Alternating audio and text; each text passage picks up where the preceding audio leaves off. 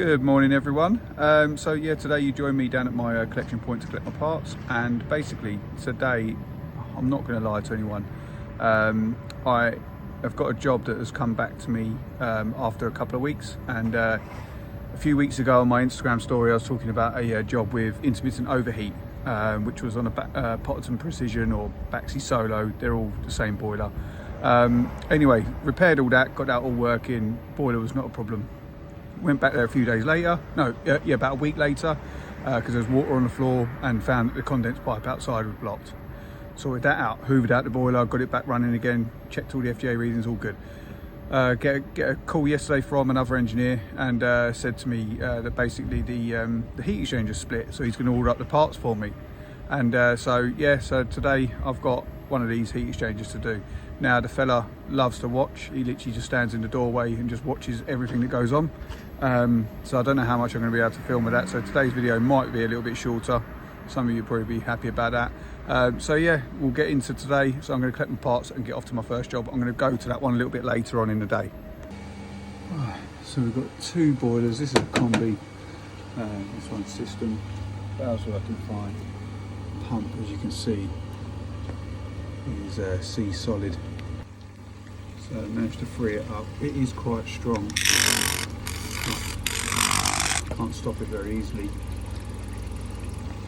Right, so that one there, as you saw, the pump is slow on start up, so the capacitor's gone. But I don't want to just say, oh yeah, just replace the capacitor, because we don't generally do that as a rule. I've done it before, but we don't generally do it.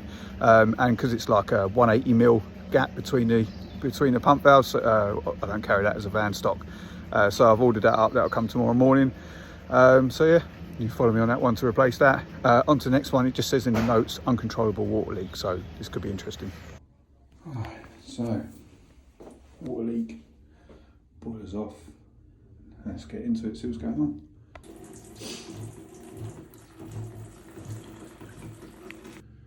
I'm wondering if it's coming from that diverter there, because everywhere else looks alright, to be fair.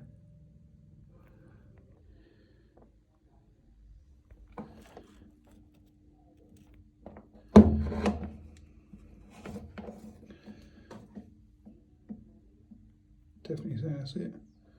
As you saw in that glowworm Betacom, it's leaking, and I think it has been leaking for quite a while, to be honest, and it's just got to a point where it's just actually started flooding out the boiler from that diverter.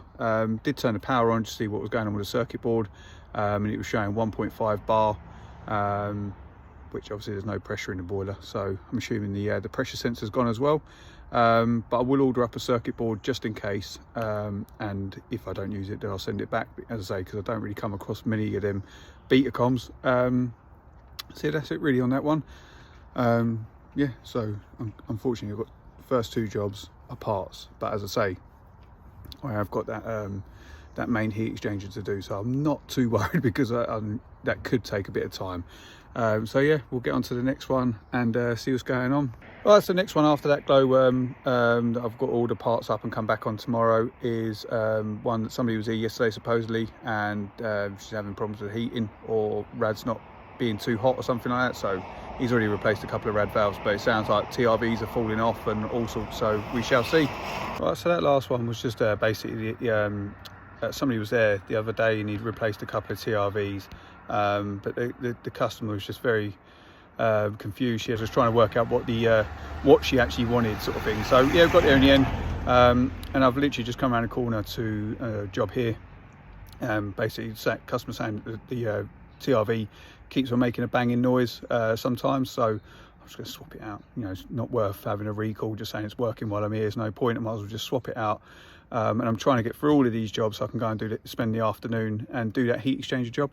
So let's get into this one.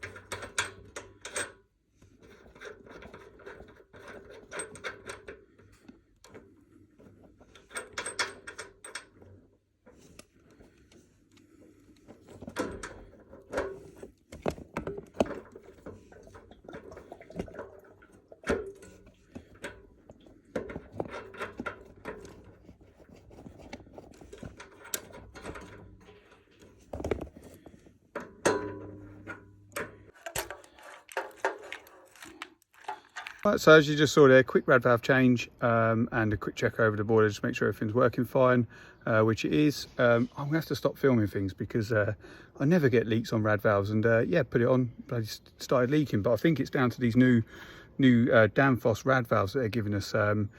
They're slightly longer, so they don't sit, oh, I don't know, and even the depth down that way, they're just not. Then yeah, they're not like a direct replacement, if you know what I mean. They're just a bit rubbish. But anyway, we got there in the end. On to the next one. Just pulled up to the next one, and the customer is reporting that the heating doesn't turn off. Sounds to me like it could be another stuck valve, or it could be like a broken programmer like yesterday. So we'll go in and investigate.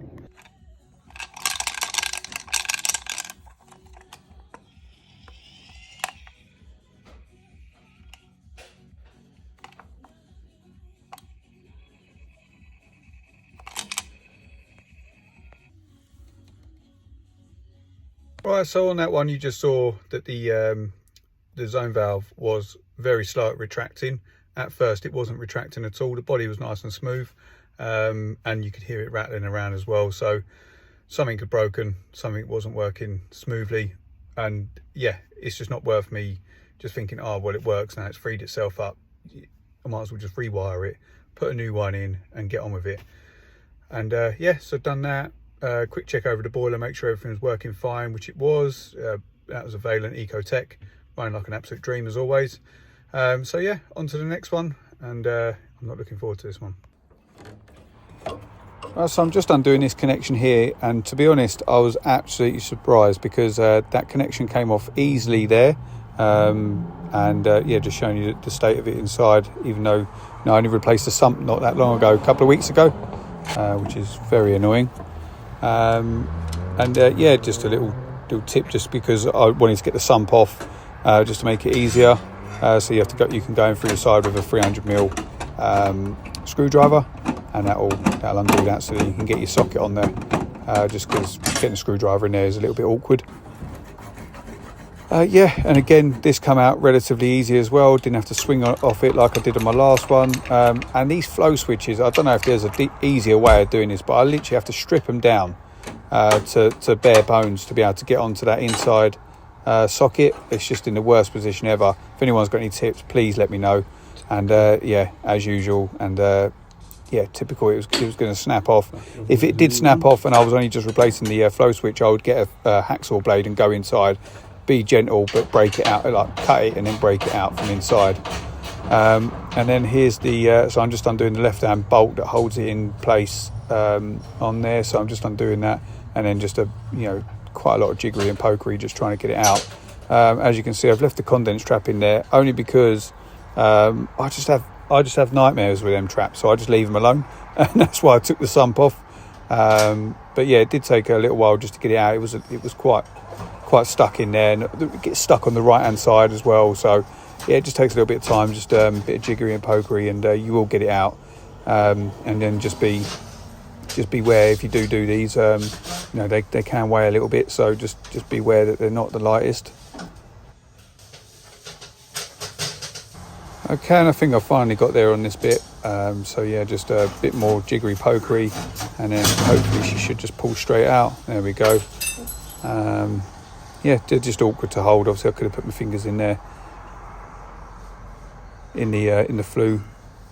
Bit the old tongue coming out. Trying to be careful.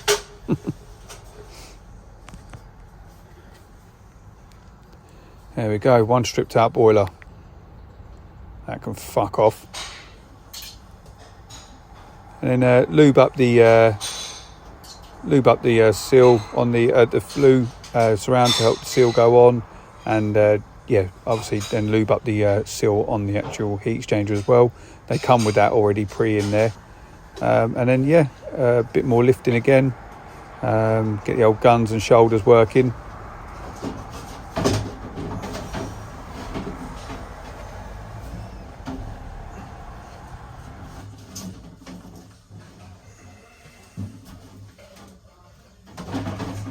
Now, as you can see, I've got a new one of these connectors. It's just worthwhile always ordering these up anyway. Luckily, the guy who gave me the job had already ordered up them bits for me. So yeah, and paste as well. Paste it up, because I had a nightmare on that one of these one time. New flow switch going in. Again, tighten them up, lovely and tight. I did forget the bracket, so I'd take it out and put the bracket back on behind. Here's that absolute nightmare of that bolt that was I had to re-thread. Fucking hell, just like, what is going on? I flipping hate them boilers. I literally showed you a snippet of that job. I was there, I got there at about 1 o'clock and it's now 5:30 or 5:25. As you saw on one bit, I had to re-tap one of the bolts that goes into the actual heat exchanger. It just wasn't threaded properly.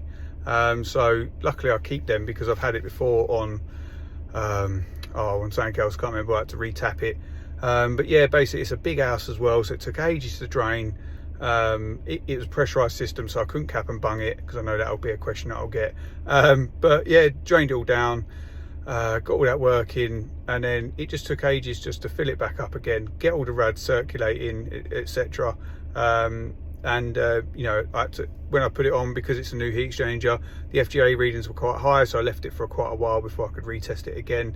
And obviously there was a bit of a sweet smell from it because, you know, maybe it comes with some sort of like anti-corrosion or anti-rust on the heat exchangers. You know, like a bit like brake pads, etc., or brake discs. You know, they come with a film on there that you have to clean off. But yeah, come down lovely. 9.1 in the end, absolutely spot on. Nice blue flame, all working well. Just hope I flipping don't hear anything more from this job. It's literally been the bane of my existence, this job. But yeah, so they've had pretty much a new boiler. So today's been not as busy, but you see my first two jobs I've got to go back on with parts for tomorrow. And yeah, so that's the end of the day really. I've worked my tits off today because of that job. So you know, I've been there over 4 hours, which is, I was thinking in my head maybe 2 hours, then maybe go and do another job after. Not a chance. So yeah, I hope everyone's enjoyed this video again. Please like and subscribe, because I'm doing really well with getting my subscribers up, but I just need to keep on getting them up. So thank you very much, guys, and yeah, we'll see where this takes us, and hopefully onto bigger and better things. I've got a few ideas, a few things that I was thinking about with Instagram and TikTok, but to be honest, YouTube is where I would like to go with it. So yeah, I'm going to keep on pushing on this side, and I hope you're enjoying it. Obviously, any hints, tips, etc., that's what comment sections are for, so stick it in there, and I always respond because I want to, you know, get that engagement up with everybody. And I've had a few people message me on Instagram today, so thank you very much, guys. I'm glad you're enjoying it. So yeah, see you on the next one.